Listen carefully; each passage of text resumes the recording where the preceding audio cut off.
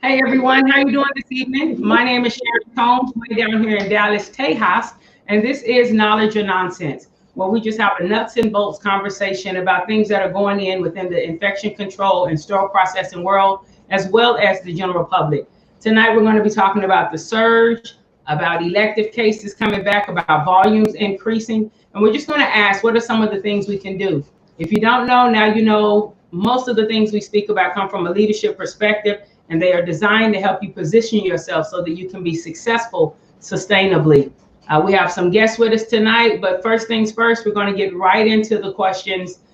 How are we going to go about doing more with less? Has anyone on the panel thought about that as what that will look like both now and in the future? Well, I can tell you, go ahead, Danny. So thanks, Mr. Perkins. I think that once everything starts picking back up and we're back on the field, I think we should be mindful of, just the place that everyone's at, not just emotionally, but, just in general. Like we said in the previous shows, where we're all going through those stages of griefs with, just the unrest that's going on outside, as well as with the pandemic. I think it's very important just to be mindful and just to be, communicate and spark that conversation with someone, even if it's just to see how they're doing. I think it is right now. It's very valuable just to make sure that we have that ongoing dialogue. I know it's easy just to have gotten into that habit of just keeping to yourself, staying at home. But I think once we start getting back out there, we should go back into opening up and speaking to each other and making those connections, because I think they're very valuable, especially outside in the workforce. So that's a very valid point. I know you started off sharing about the surge, and we've been hearing that term a lot. One thing that CSSS also does, we provide assessments not just for SPD, but for the operating room and for the entire perioperative delivery team. Organizations will have to rethink their traditional models, in favor of a rapid response model, which is vastly different than the norm, right? So you have to put plans in place, understand what your community and your hospital's constraints are. We've been working under a banner of urgent but not emergent, right? So now you open this floodgate back up, and there are some working models that we can follow. Beth Israel Deaconess Hospital put something out, and I'll share you the link, provide the link, that what the physicians and the community advisors are preparing the patients to come into. How they're segregating cases based on not just need, but urgency of patient corral. So, and in short, what that means is cases like dental cases that are not life-threatening, right? Those are going to put in back of the waiting list. Those life-threatening cases are going to be pushed up to the front. But many hospitals are trying to have a target of a 75% capacity rate. Imagine that, 75% capacity rate. So that means all members on the team have to be prepared, including SPD, including the OR, including the board and the board runners, must be prepared for this amazing influx. So a lot of communication, a lot of empathy, because we're still in crisis mode, and many folks are coming from a place of fear, of pain. And to Danny's point, we've been sitting at home or in your home office or with reduced cases. You may have to polish up on some of those communication skills.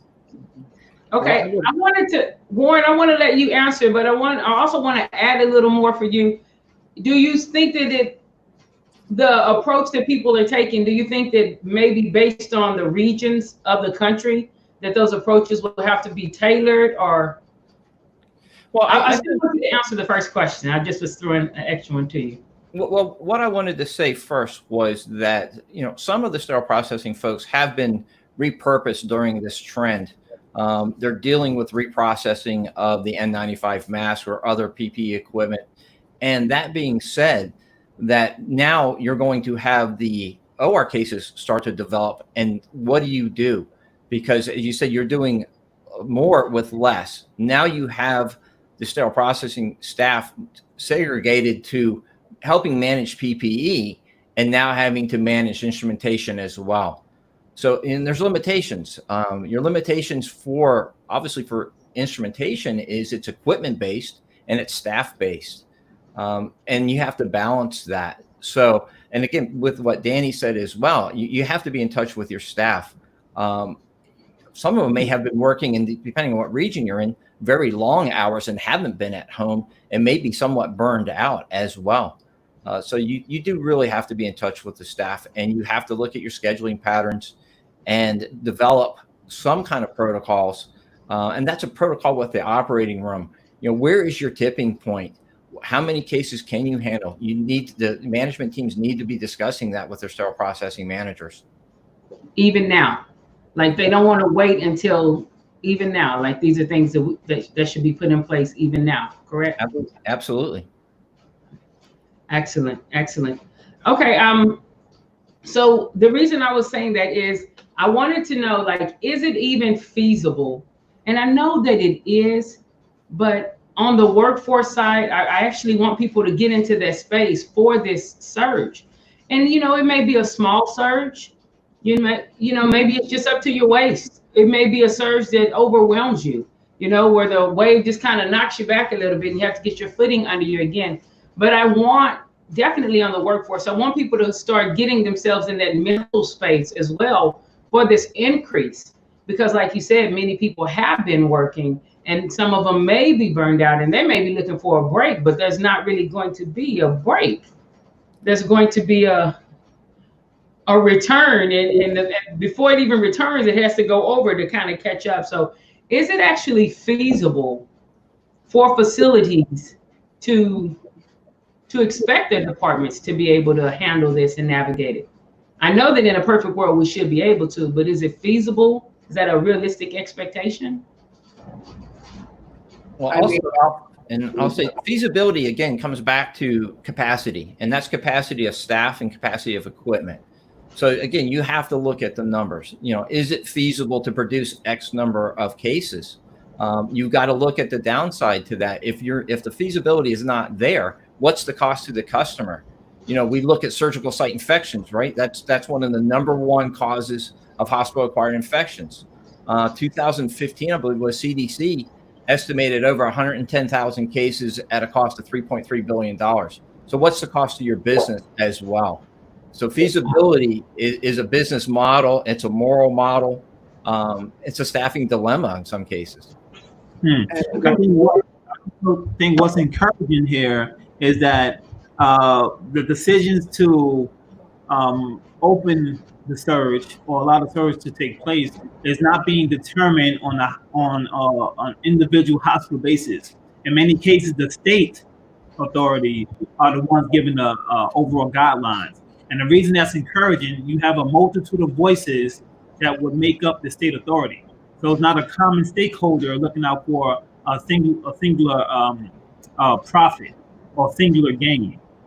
So that's what's encouraging, that the highest authority in that state are making a unilateral decision and providing one single guideline for how these hospitals are going to reopen.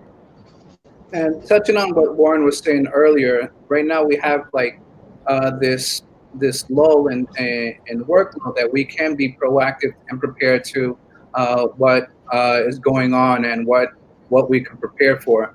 So I think we should be utilizing this time right now to basically prepare for that influx and that surge of work. And I think constant communication, again, just communicating with the staff. What the capacity, again, what Warren was saying, is of your facility. There's no way there's going to be more than X amount of cases in one room.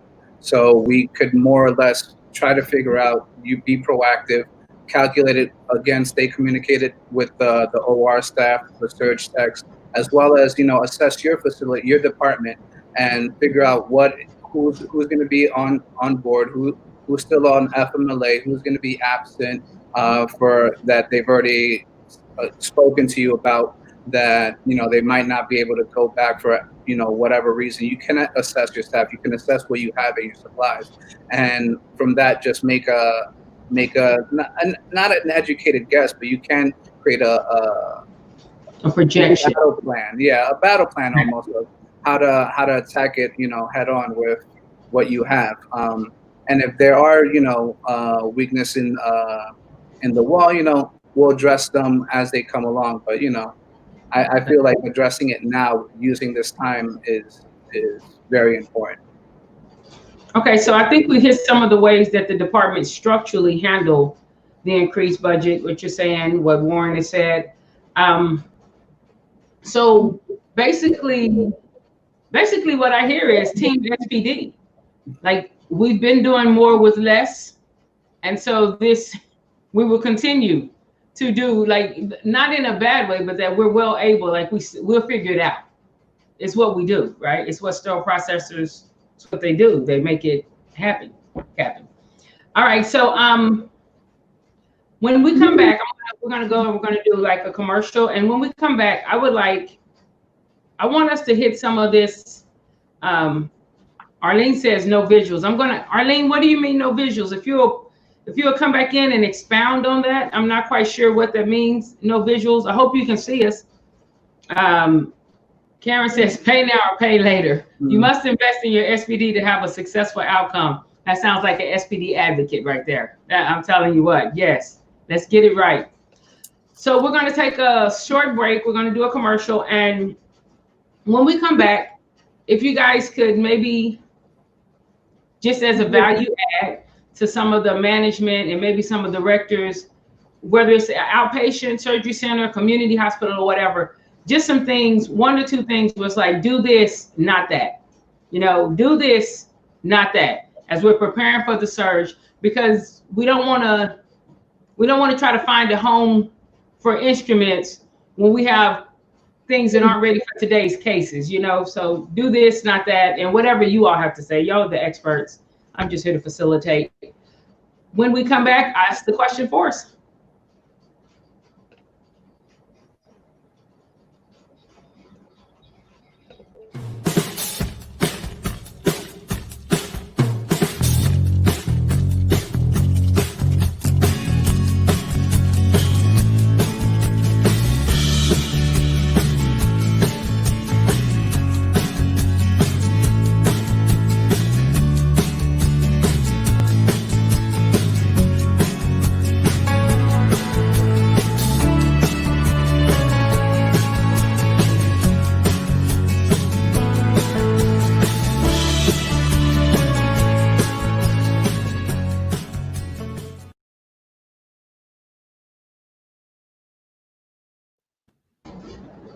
All right, everyone, we're back with Knowledge and Nonsense. This is a nuts and bolts conversation where we're just trying to figure out ways to best do things, practices that are not best practices.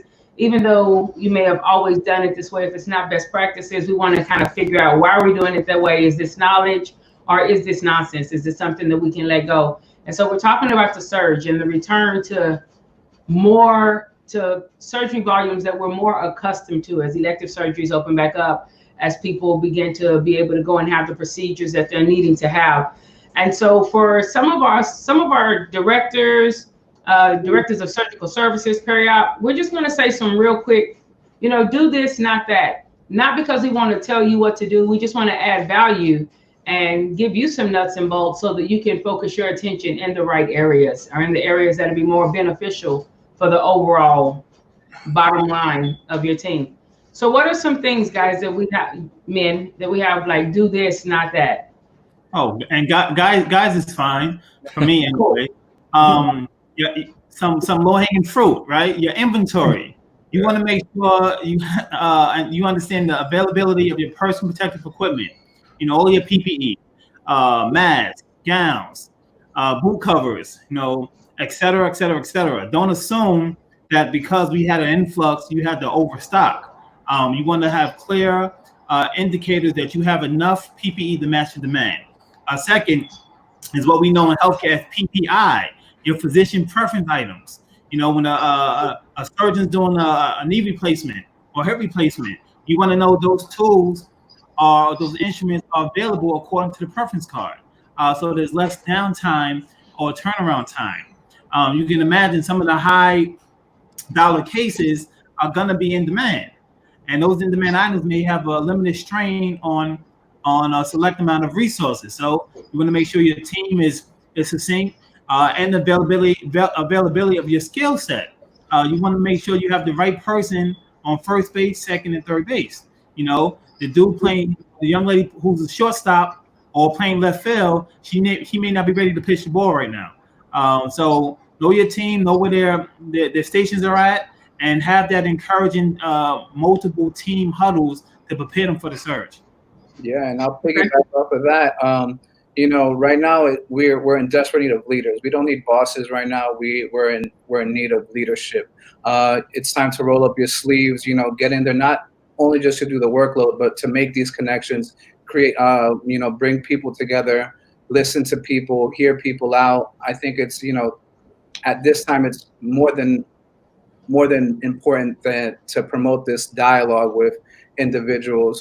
You know, be empathetic. You know, right now, again, going back to what we were saying, yeah, you can make a strategy and you can make a plan, but you don't know where everyone, and even with the people that are coming back, you don't know where their mindset's going to be at. So it's important to take that time to, you know, really converse with them, really get to talk to them, because you don't necessarily know what they've experienced throughout this time, or what they're going through currently. So I feel like right now I'm really strongly advocating to make these bonds and these connections with people and your staff, and just with the whole facility as much as you can. You know, break bread together. I think that's always important to build these bonds and relationships. But, you know, be empathetic. Actually, Sharon, if you could share that link about empathy, it's something I always show when I do my education classes and my leadership classes, about how to put your place, not necessarily sympathize with someone else, but empathize with them, put yourself in their shoes. Basically trying to see through their eyes and see that, you know, just because they might be angry or upset or, you know, dismissive or not trying to communicate doesn't necessarily mean they're trying to be difficult. It's just that maybe they're going through their own struggle. So again, just communicate and make these connections during this time.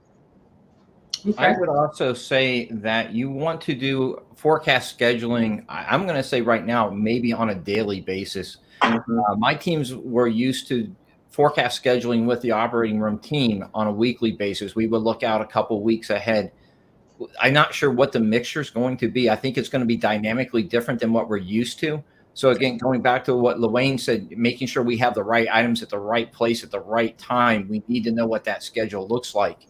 And by doing that, you can use your EMR also to look at your case end times and start to look at your scheduling patterns. You might need to change your scheduling patterns, flex scheduling versus your standard, 7 a.m., 3 p.m., 11 p.m. shifts. You might need a better overlap. Absolutely. Okay. So I heard better overlap, inventory, get in there, roll up your sleeves, work with your team. You said we need leaders, not just bosses right now.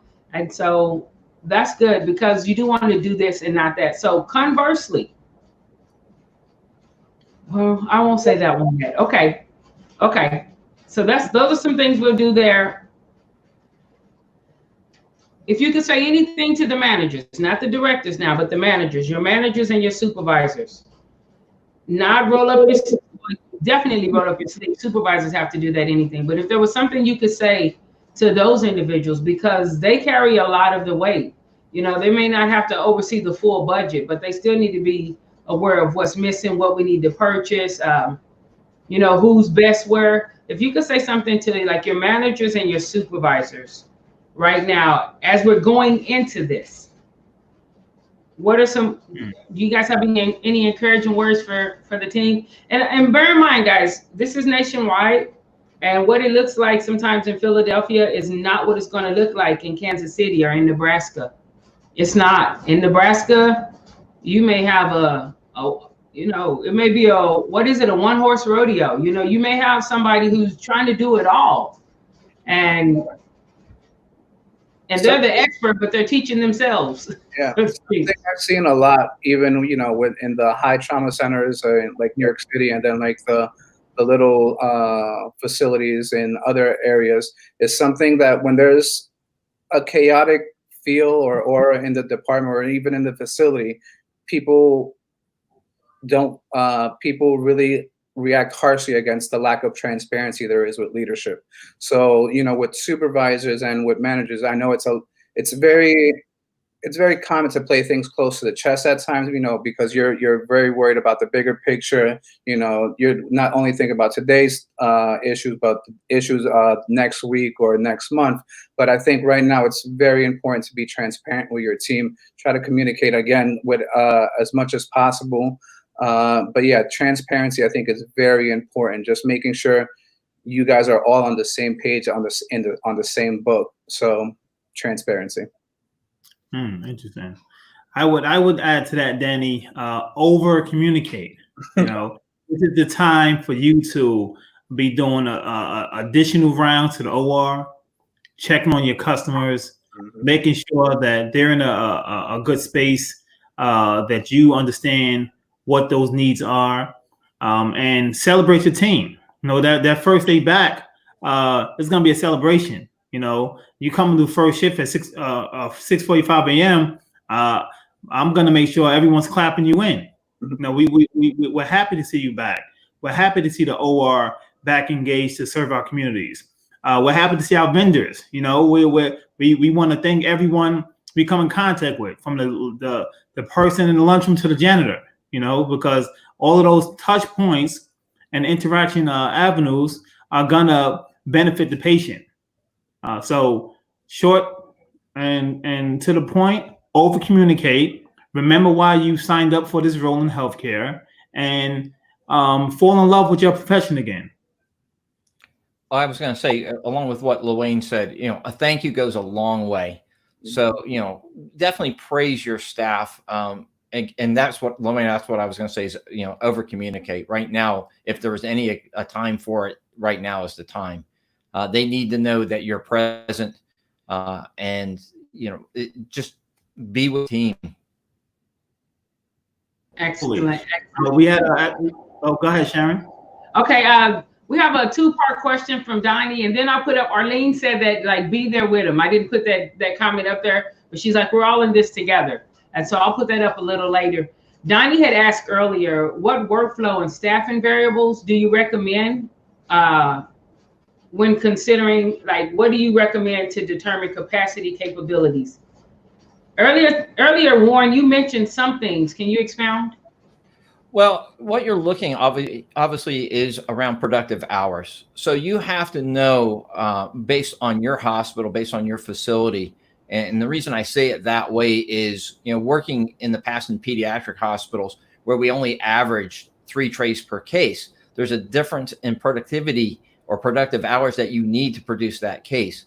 And conversely, in a much smaller hospital, but a hospital that produced total knees and total hips, spines on a regular case, or regular basis, we could have on an average of 15 to 25 trays per case. Mm-hmm. So you've got to know what your dynamic is for your facility.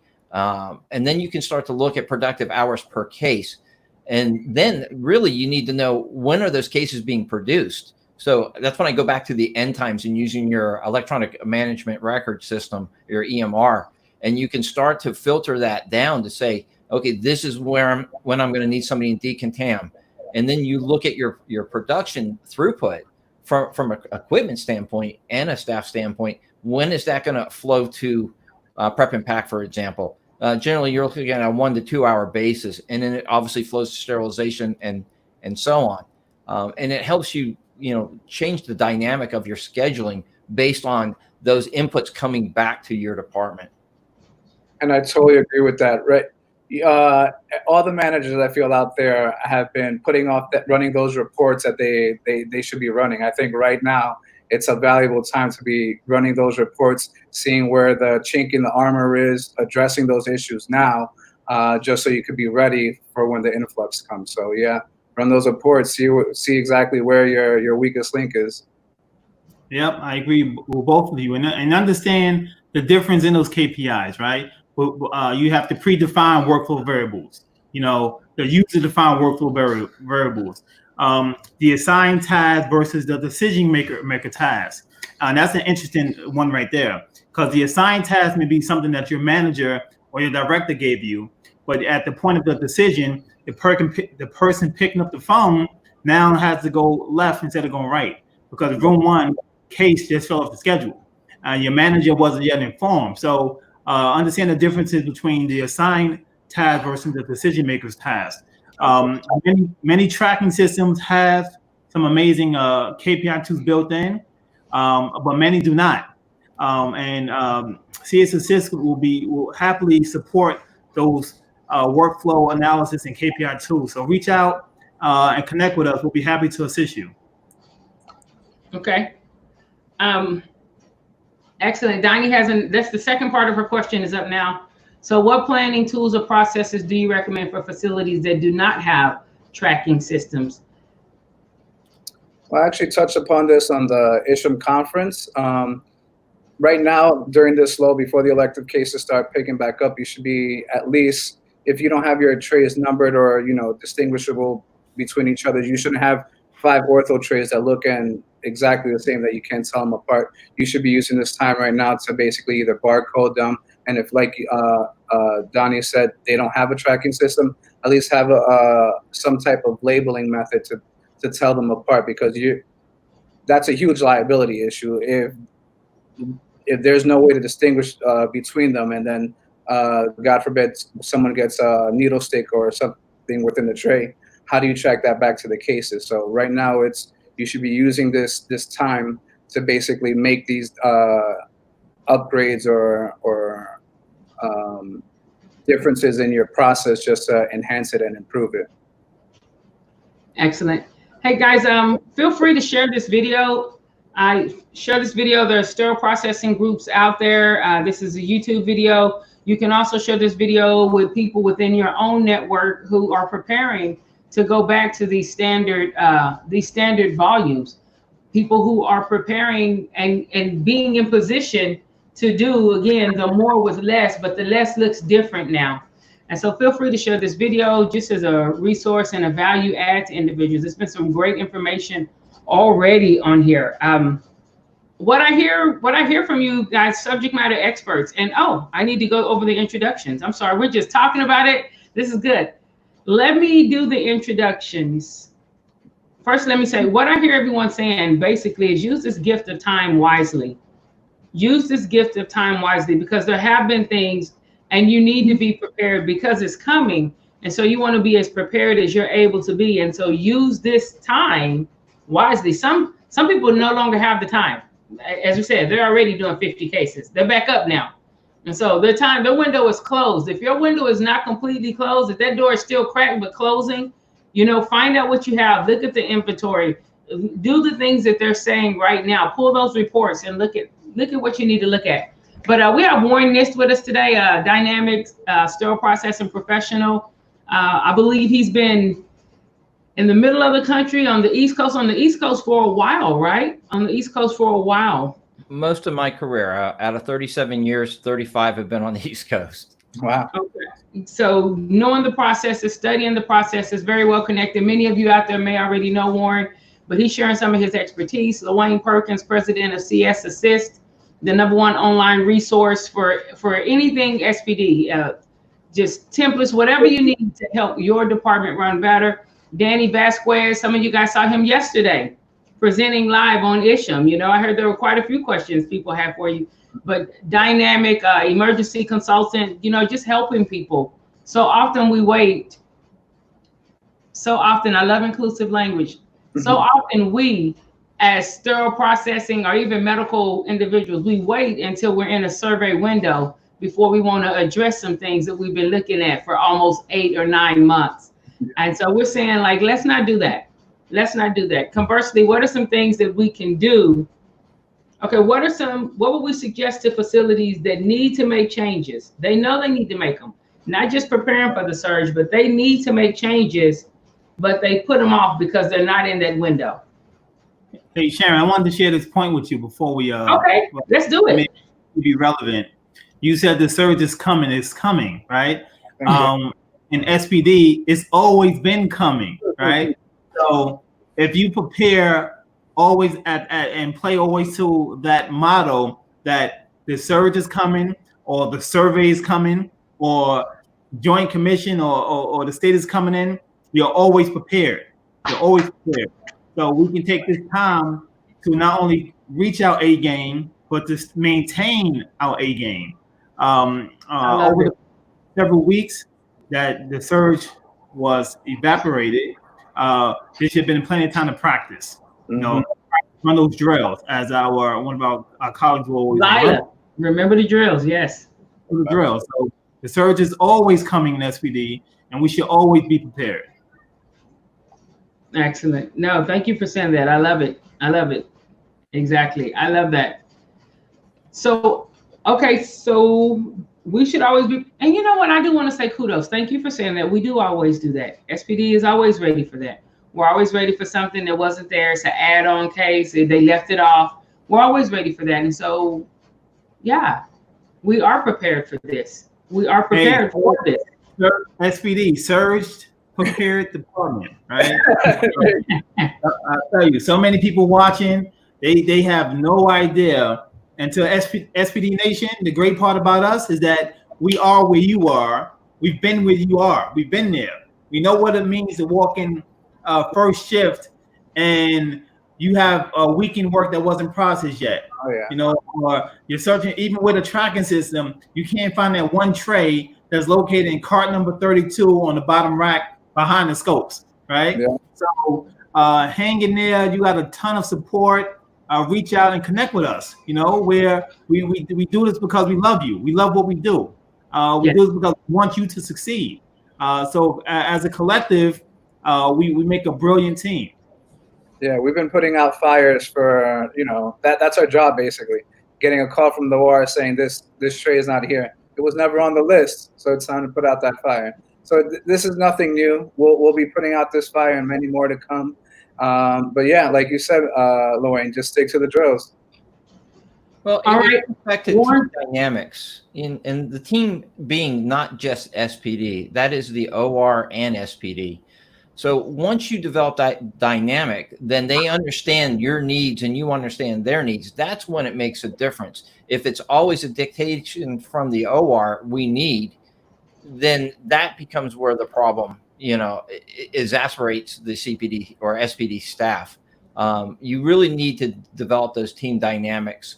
You should be having weekly meetings with your OR teams, and they can get to understand you. And obviously, I'm sure everybody on this Facebook Live has participated in having the OR staff down in CPD, and having CPD staff or SPD staff up in the OR as well. But you've got to build that continuity between the teams. And something I actually did at NYU, I implemented committees. I think right now, if your facility still has a lull in workload, reach out to leadership. Say that you want to create a committee with, your surge tech, with your nurses, with your PACU nurses or SPD. Every touch point in the process, and just sometimes we don't see we don't empathize with the struggles that someone else has experienced because we're not aware of them. I heard one time in one of these committee meetings that the surgical techs were having a really difficult time because SPD was putting the scissors in a certain way, so it increased the risk of them flying and just falling on the floor. SPD wasn't aware of that, but right. Since they were sitting all together at that table, they were able to create this dialogue of, this simple change could help so much. And everyone in SPD said, yeah, of course we could do that. That's, something easy. But again, that communication, create these committees, and again, empathize with your colleagues. It's so vital, team.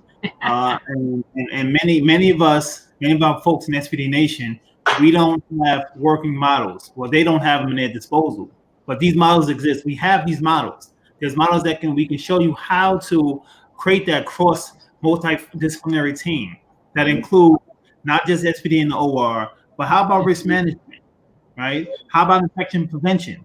How about quality control? In many hospitals, the bigger hospitals, risk management and quality controls are two very separate departments, have very separate themes.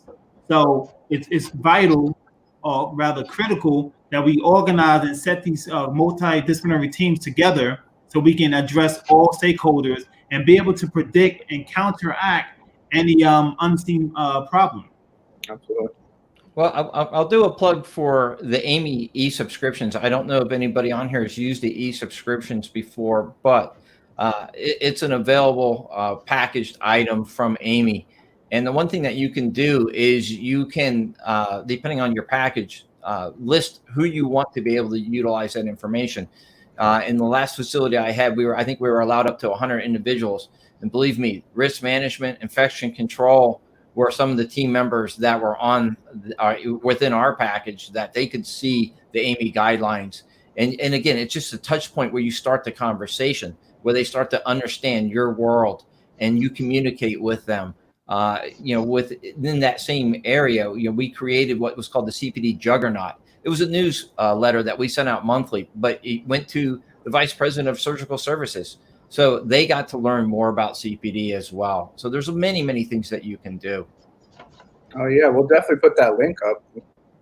All right. I don't know the link, but I did put Amy e-subscriptions.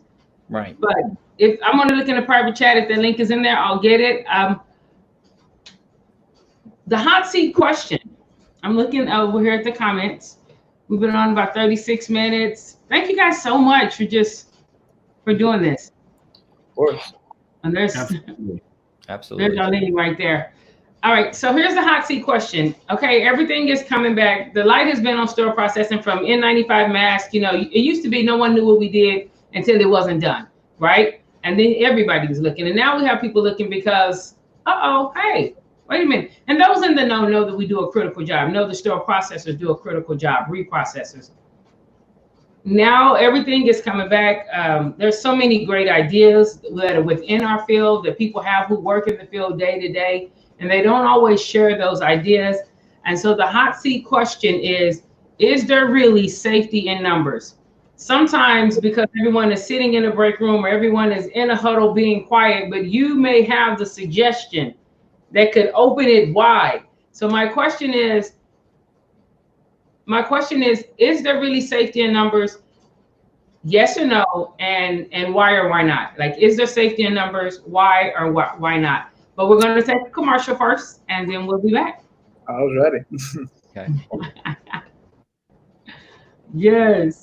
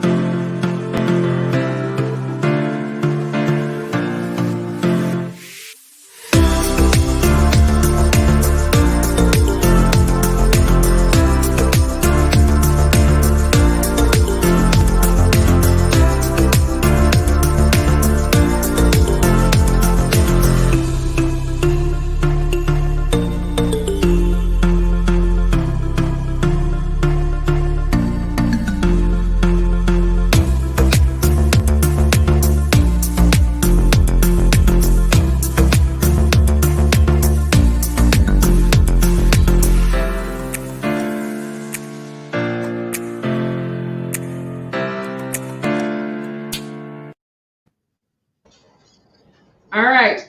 So is there safety in numbers? I'm gonna ask you guys some leadership questions. I have just been inspired doing that commercial. They're coming. Is there safety in numbers? Well, going back to what we were speaking about earlier, it all depends on that dynamic of your team.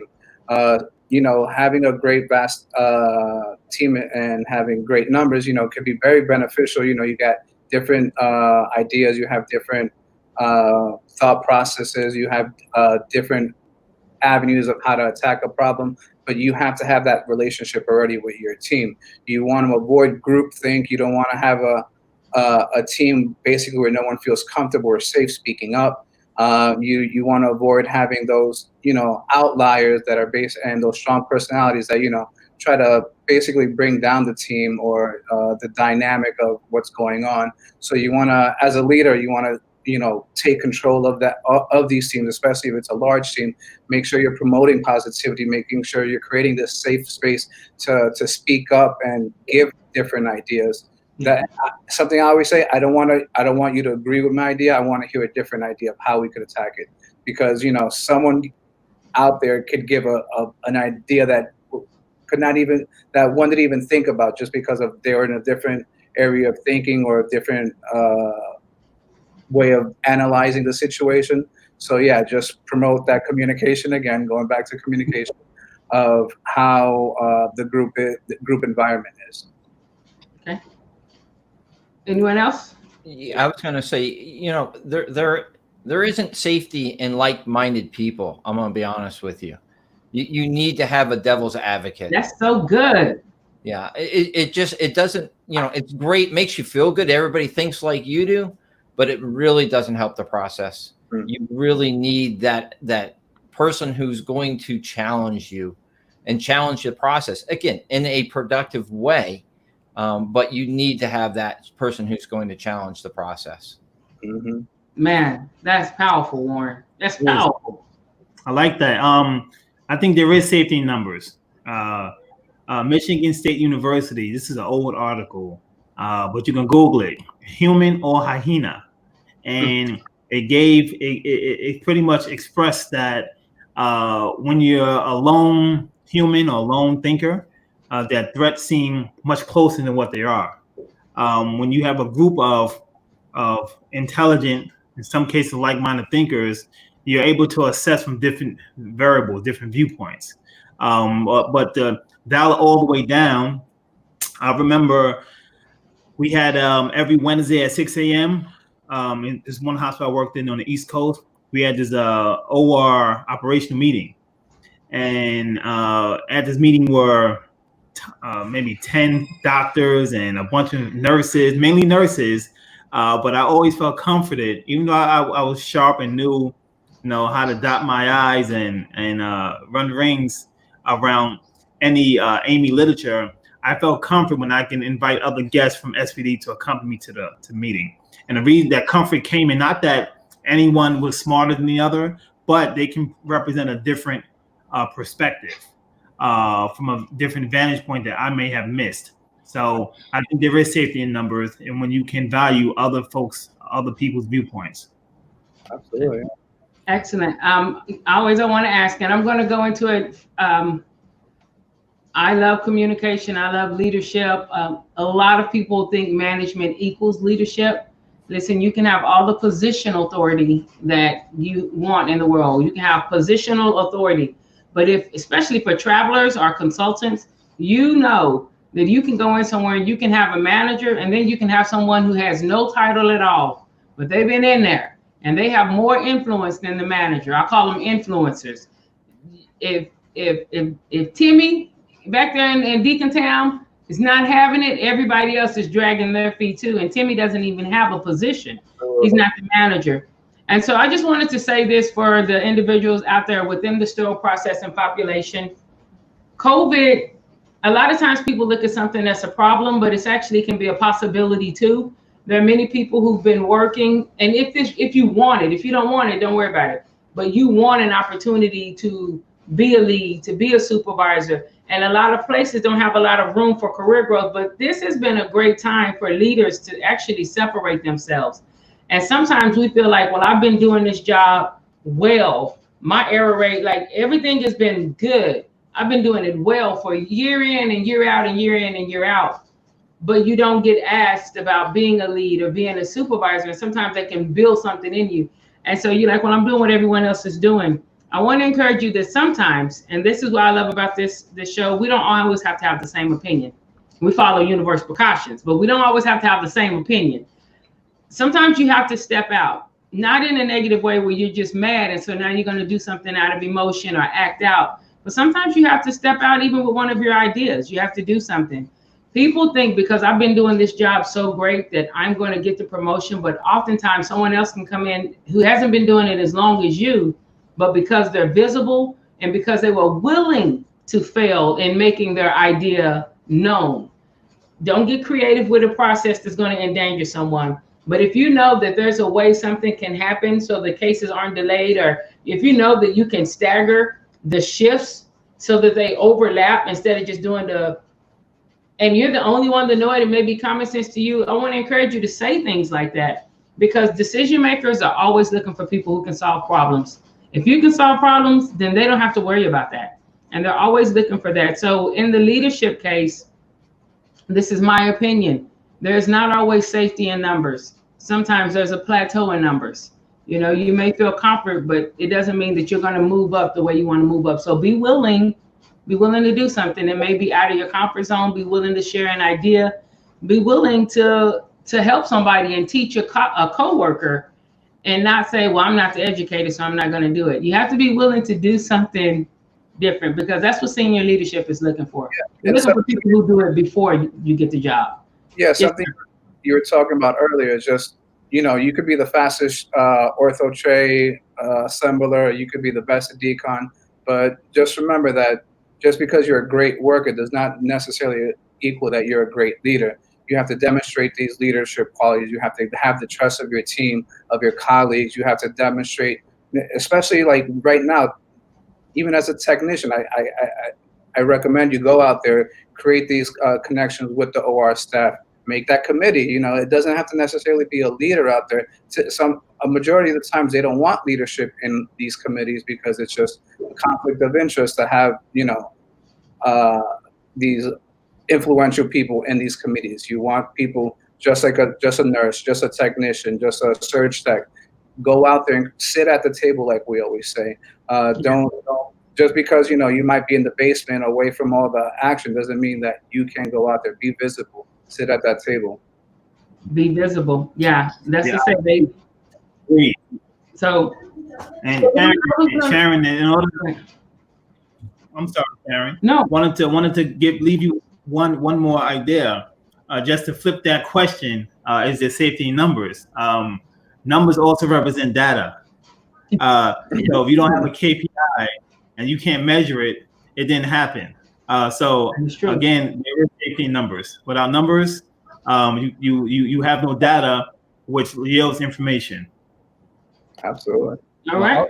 I'll give you, when we're talking leadership, I'll give you a do and a don't. Since we were talking about do's and don'ts in the past, is most leaders spend 80% of their time dealing with problem employees and 20% of their time dealing with people that are unofficial leaders and their leadership team. Don't do that. Spend 80% of your time with your up and coming leaders and your leadership team, and 20% of your time with your problem employees. And I think most people know what to do with their problem employees. You know, eventually they'll take care of themselves. Absolutely. Don't spend the majority of your time with those individuals. Work with your leadership team. Absolutely. I'm going to repeat what you just said, Warren. I'm going to repeat it in layman's terms because I like colloquialisms. People always say the squeaky wheel gets the oil. I say after you've oiled it twice, replace the wheel. There's something wrong. There's something wrong. So I'm a firm believer in replace the wheel. Let it go. You know, get you something so you don't have to worry about that wheel all the time. So I love that. I was saying earlier, you know, as those of you in leadership position, bring a fresh pair of eyes into that next meeting. You know, put them into these situations that you as a leader already placed. Give them, like, what do you think? You know, prompt them with questions just to promote that critical thinking that, you know, if you see that spark in them already, you know, build on that, be their mentor. Yeah. Cool. Yeah. Find your replacement. Absolutely. Manage up. Manage up. Is there anything anyone would like to share before we pull out and tell the people thank you and have a great Tuesday? Well, one more thing. I think this is absolutely the best platform I've seen in a long time, because you don't only address SPD, you take a broad range of social issues, some personal issues, because we are people. We're not just technicians. We're people. So I really appreciate this platform. Yeah, thank you once again. Thank you so much. We are people. And because we deal with processes, sterile processing deals with processes. And you could believe that if it's not the process, you don't have to deal with it, but it's people engaging in these processes. And so, yeah, we're people. We're people. We have good days and we have better days, not so good days. You know, we have flat tires and we have awesome days, but we are people. So thank you so much for that. I appreciate it. Warren, I so much appreciate you being here. Is there anything you'd like to share? If anyone wants to get in touch with any of these individuals and you don't know how to reach them directly, they're all on LinkedIn, by the way, but you can always just reach out. You can email me at info@ucdileadership.com. Say, hey, I'd like to talk to this gentleman, and I will connect you with him. No problem, because these are resources. These are resources nationwide. So, there's no sense in staying on a sinking ship or being overwhelmed. You have tools right here that can help you. Warren, was there anything you wanted to say? I really appreciate you being on this evening. Well, first I want to say thank you for having me. I really do appreciate that. And yeah, so you can find me on LinkedIn, Facebook, Instagram, evolvesterilprocessing.com. But thank you. I appreciate that. Thank you. Lorraine, I always do commercials for CS Assist, and I have your banner back there because your company sponsors a lot of the episodes. You sponsor a lot of the episodes. I know you're on LinkedIn too. What if somebody wanted to reach out to you? Hey, just put that bat symbol in the sky. We'll see it. No jokes aside. Many of you have my contacts. We're in chat rooms all across this country. But visit our website, csassist.com. Look for me on LinkedIn and whatever I can do. I would post my cell phone number here, but I'll get way too many calls already. So call Sharon, and Sharon can call me. Excellent. Danny, are you on LinkedIn as well? And like I said, any of the issue members were able to see you just presenting and sharing your knowledge yesterday. If somebody wanted to get in contact with you. Yeah, just add me on LinkedIn. Feel free to, I accept everyone. You can shoot me an email at dvasquez@myassist.com.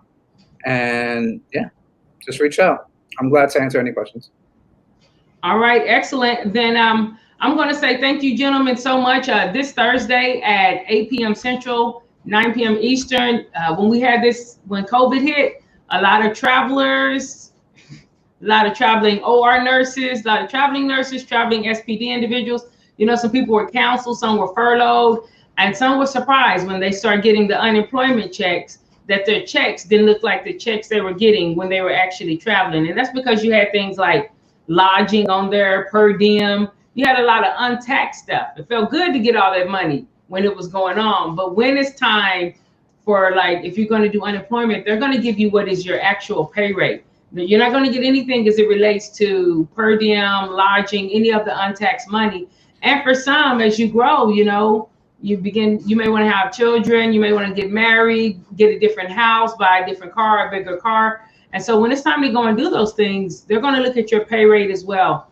And so this Thursday, we're going to have some individuals who can just answer those questions and help you navigate finances. And so please don't miss this upcoming Thursday. We're talking about isms, and there are some things within the financial system. If you don't know how to navigate it, you can be well qualified, but because you're not filling out that paperwork right, or you don't know how to navigate certain things, you have to take another lap around the mountain because you didn't get what you actually could have had access to. And so please join us this upcoming Thursday. Bring your questions. Like I said, it's all free. Send as many questions as you want.